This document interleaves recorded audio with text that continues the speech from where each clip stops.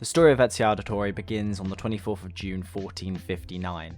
On this day you see Ezio's father giving him his name. It then cuts to 1476 where you're seeing him at 17 years of age, and you'll find one of the best openings in any game, and one of the best ways to start off the trend of the Assassin's Creed title cards. Ezio's gathered all the guys who are willing to go against the Pazzi family and start to fight the young Vieri de Pazzi, who is fighting on behalf of his family. For both of these young guys, they're both experiencing for the first time the Assassins vs Templar war without even realizing it yet. And after fighting each other, Vieri will run away from Ezio and Federico. The older brother will then make you go to the doctor to see Ezio's lip, just get it checked out, and both of you will run to the top of the tower and then begin at the end of Ezio's life as he knows it anyway, and the beginning of a whole new one as Ezio and his brother look out over Florence.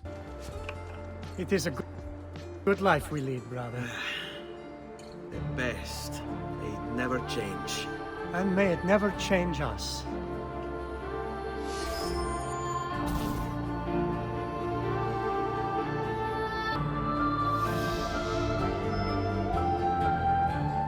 After Ezio jumps off the tower, he'll find his way over to Christina's house, where his father will be extremely mad and just call the guards for you to get out of there. You make your way back to the Auditore house in Florence and see your father, Giovanni. He talks about what Ezio did and how reckless it is, but it reminds him of his younger self. Now this is again a way of foreshadowing and setting up what will then become Ezio's life. You'll come to know more about Ezio's dad over the next couple missions, however your main actual area that you can learn more about him is in the actual prologue of this game. Throughout these missions you won't be able to gain tons of knowledge about Giovanni, however you kind of get little bits of an idea of what's going on. And after doing some things for the family, Ezio will then head back to the house where he'll find his father and brothers are both gone, however his sister and mother are the only ones left.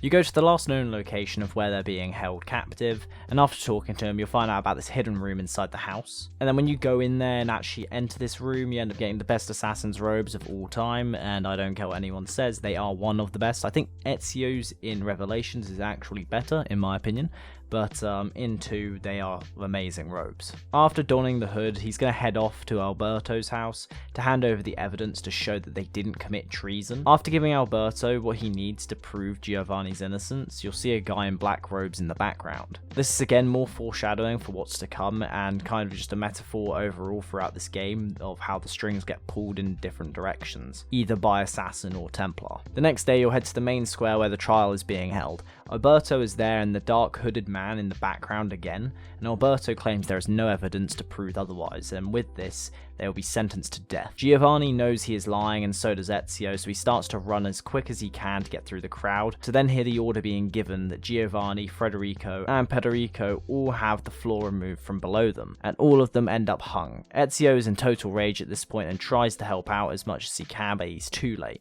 You have to run away, and with that the first sequence of this game has ended. Now after this, Ezio will be greeted by one of the maids just outside of the house, who's been working for the family this entire time, and lets him know that his mother and sister are both safe, and they're actually at her sister's house. You meet Paola for the first time, and later on you find out that she is a member of the Assassin's Brotherhood. She'll teach you how to do social stealth, so one of the core mechanics of Assassin's Creed. A lot of these early sequences in any of the games are just teaching you basic things, and with that you'll learn where you need to go to plot your revenge. You go and meet up with Leonardo again, and with that he'll fix your hidden blade for you, and then you'll go and assassinate the first person that you ever kill in this entire trilogy, Alberto Alberti. He is a man who's betrayed Ezio's dad, which led to the death of him and all of his family around him. Ezio will tell every single person what has happened, and after this you'll go back to Paola and she'll basically tell you that you need to lower your status level. This introduces you to something that a lot of the games have after this, basically just meaning that you can lower how many guards end up seeing you and notice you. Now after you've done all of this, Ezio will take his mother and sister out of the city to the Auditore Manor.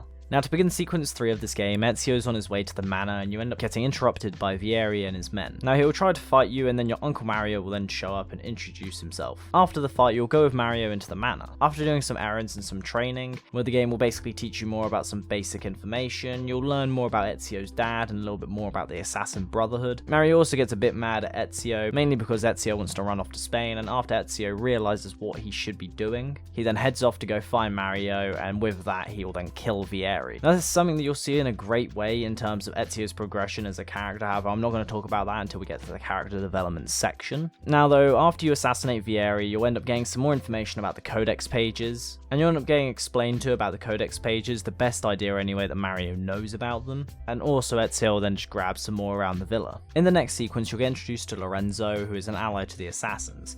During this time, however, the Templars are plotting to kill him, so that's something they're trying to avoid happening. You'll also get introduced to some other areas of the Assassin's Creed 2 game, and some other areas of other games as well, which is the Assassin's Tombs. And by the time you're done with Florence, you have 2 out of the 6 of them towards the Altair armor set, which realistically is really easy endgame content. However, I think that is definitely how it was designed, as this game is a lot more story-based more than anything else. Now, after you've done some of these things, you'll find yourself having to assassinate Francesco, and with that, Florence ends up under full Medici control. After all this, you then head off to go kill another Templar and his small group of accomplices, Jacopo. He'll lead you to a meeting where you'll then be encountered into the hooded figure once again. He's talking with Rodrigo Borgia, the man who's believed to be behind the death of Ezio's family. However, Ezio still doesn't fully understand why. After Rodrigo kills Jacopo, you just end up finishing him off, and with that, you just get another name off of Ezio's list. In sequence 6, you end up finding Leonardo in the Mountain District, and he'll be basically getting hunted down by the Borgia Guard. After you've got Leonardo to where he needs to be, you'll basically be meeting Caterina for the first time, then you'll be heading off to Venice. In Venice, you'll learn the most useful thing in this entire game, and that's being able to jump a bit higher. You end up meeting a woman and you give her a helping hand, as she ends up taking an arrow to the leg, and you need to just give her a hand and get her to where she needs to be. Now after this, you'll meet Antonio, who is again an assassin. However, Ezio is still unaware of anyone who is an assassin, as he's not actually indoctrinated into the Brotherhood yet. After this, you then help him and they assassinate Emilio. Ezio is becoming a lot more wiser at this point, as just a few hours ago you were playing as him, and he was basically just a kid. He'll be stalking the Spaniard as you know him, at least by name, and listening to the Templars and their current plans. Now you'll be scouting around the Basilica, and the Templars are planning to kill Montesinico. After a bit of setup, you'll finally be using Leonardo's flying machine, which honestly, one of the best things of playing these games is just you learn some random bits of history. I remember having an art lesson where this popped up and all I thought about was Assassin's Creed at the time. After you've kicked some guys off the rooftops, you'll end up finding yourself on top of this building, and Carlo tells Ezio that he's already too late under the circumstances and he's already been framed for the Doge's death. Ezio will then be in need to kill another man, the one who took the place of the Doge after his death. For Ezio to do this, however, he'll need to be entering a party. In this party, Ezio will then be assassinating the man who is required to die. The next sequence of this game, you'll be meeting Bartolomeo for the first time, and who he is truly in love with, Bianca, which is his sword. Now after helping him out, you basically end up freeing some of his men from Borgia control, and with that you'll fight a man called Dante, and he'll lead you straight to Silvio, which will then kill both of them in a mission named Two Birds, One Blade. Sequence 11, in my opinion, is the third best sequence in this game, behind the first sequence and the 13th sequence. Now in this sequence, Ezio will try to kill the Spaniard, aka Rodrigo Borgia. Before this, however, Ezio finds these guards bringing something to Venice. Mario will also be following them as well. After getting undercover with one of the guards, you end up taking it and meeting Rodrigo and fighting him, and all the assassins will start to show up. However, Ezio is still confused of why they're there. Right at the end of the sequence, Ezio will meet the assassins, and with all of them present, he will end up having his finger burned to name him into the creed, uttering the words, "Nothing is true and everything is permitted." La Shea Waka Umutlak Bel Kulun Munkin. These are the words spoken by our ancestors that lay at the heart of our creed. Where other men blindly follow the truth, remember. Nothing is true. Where other men are limited by morality or law, remember. Everything is permitted. We work in the dark to serve the light. We are assassins. Nothing is true. Everything is permitted. It is time, Ezio. In this modern age, we are not so literal as our ancestors, but our seal is no less permanent. Are you ready to join us? I am. This only hurts for a while, brother. Like so many things. Benvenuto, Ezio. You are one of us now. Come, we have much to do. Now though, however, one of the biggest U-turns in my opinion in the whole of this entire franchise, I don't care how much you hate other games, this is my least favourite sequence in the whole of Assassin's Creed, and that is sequence 12. It brings the pace of this game right down, and honestly when I first ever played through this game, I don't recall this being a sequence in this game. I googled it, looked it up, and apparently it was in the game since the beginning. However, I never remember it. It just feels like such a waste of time. They add on literally about an extra hour and a half of content for the sake of it. It's the biggest load of just filler content overall. It serves no purpose to the story. You can tell the actual development of this sequence was absolutely rubbish. The only bit that's actually good about this is his end conversation that he has with the people, which beforehand, before killing the guy who he ends up killing throughout this sequence, he does what basically Jon Snow does in Game of Thrones and gives the man mercy instead of letting him burn to death.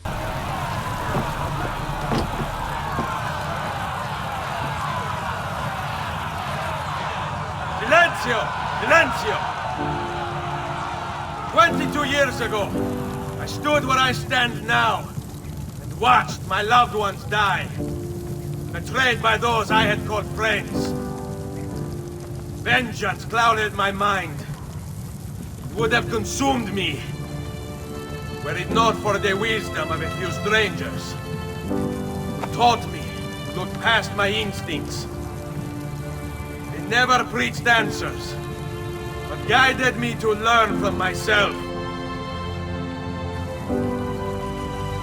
We don't need anyone to tell us what to do. Not Savonarola, not the Medici. We are free to follow our own path. There are those who will take that freedom from us. Too many of you gladly give it. But it is our ability to choose whatever you think is true that makes us human. There is no book or teacher to give you the answers, show you the path. Choose your own way. Do not follow me or anyone else. But again, this speech kind of redeems this sequence to a degree. Honestly, this sequence could have been in the game if they cut it down a little bit, but I think it was a little bit too long and changed the pacing of this game up way too much. Now, the grand final of this game, the beloved end to Assassin's Creed 2. Ezio will head to Rome to kill Rodrigo, who is now the Pope, the most powerful man on the planet at this point. After the most stealth you do throughout this entire game, you'll end up jumping down to assassinate the man that you saw hiding at the back of the room whilst you delivered the proof that your father didn't commit the crimes, the treason that was blamed upon him, and you're actually about to seek revenge for the first time you get your revenge within this game to kill this man. Ezio goes against the teachings of Mario and lets his anger and revenge just fuel him throughout this fight. However, Rodrigo grabs the Staff of Eden, which is the papal staff in real life, and Ezio goes flying away and basically you end up having a little fight with two pieces of Eden, which was interesting, I guess, at the time. Rodrigo then runs away into the vault after defeating Ezio and basically combines the apple and the staff. He uses it to open the vault, however it's not fully opening for Rodrigo. Ezio gives him a fair fist fight, and after Ezio wins, Rodrigo asks him to kill him. However, Ezio realizes that his death will not bring back the lives of his family and is done with the vengeance and rage basically being his compass in life. Ezio opens the vault to find Minerva, and with that the introduction into the beings of the first civilization, the ones that were labelled gods and myths. She warns of catastrophic events that are going to affect the Earth and has done before. A great extinction level event. By the end of her speech, you end up finding out that she's actually talking to Desmond and not Ezio. Ezio is the prophet, as Desmond was destined to relive Ezio's memories, which then goes down the idea of whether or not free will exists, especially within the Assassin's Creed universe. After that, the game will cut to black and you'll be back in the modern day, with Templars coming in and surrounding the assassins. You'll help out by killing them as Desmond.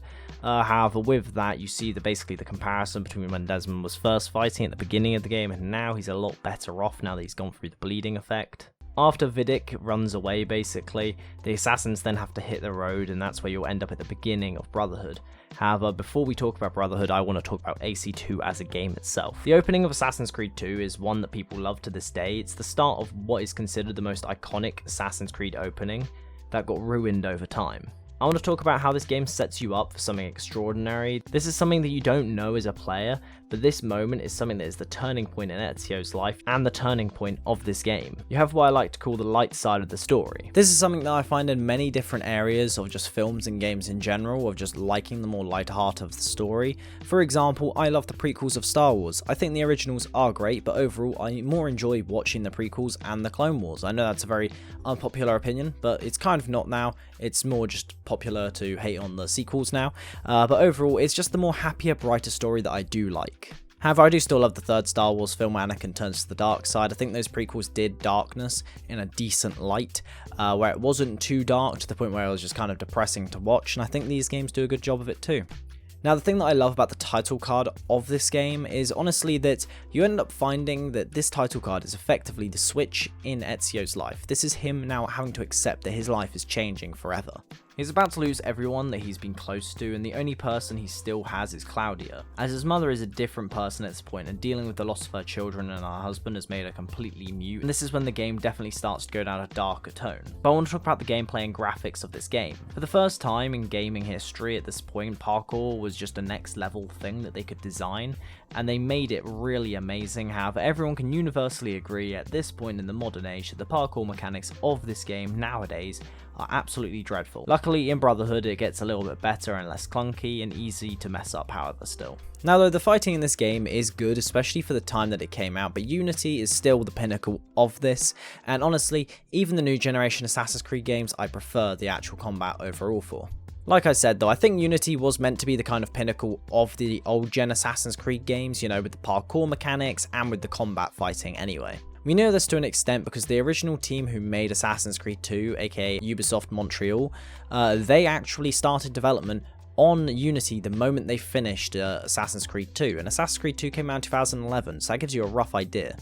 You didn't get Unity until basically late 2014, so they had been working on the game for quite a while. However, the one game that I do think got completely overshadowed throughout the entire process of the new gen consoles was Assassin's Creed Rogue, which I will make a video on eventually, as honestly it is one of the most underrated Assassin's Creed games ever. The side content of AC2 isn't too prevalent overall, however I do think in Brotherhood they kind of went up a little bit too much in my opinion. However, in AC2 you kind of get some basic stuff, not too much to really do, it's kind of just basic collectibles. The main thing really was Altair's armor, which is something that you kind of need to finish the game anyway, so that you get the proper full ending, but not only that, you also get the best looking armor in the entire Assassin's Creed franchise, in my opinion. Besides that though, you kind of just have broken memories and that's about it in terms of side content. However, this game was the last in the franchise really to even have tons of collectibles. After this, you see it in Rogue, you see it in Revelations, you then see it in 3, 4, Unity, Rogue, Syndicate, basically just tons of collectibles. All of these games have ridiculous amounts of just side content to do, which is just not fun side content, it's just achievement hunter side content. And half of them, you don't even get achievements for collecting everything. So it's kind of one of those things that just doesn't need to be in the game. I'm not a big fan of it, and a lot of games, I kind of think a lot of games should stick to trying to be a good narrative instead of just trying to fill the game up with loads of filler content. The sandbox itself, however, is something that has great value, especially back when it first came out. Compared to today's standards, it wouldn't even go past the drawing board, however, for the time, it was an amazing accomplishment that Ubisoft were able to pull off, making such an epic, realistic, and breathable open world.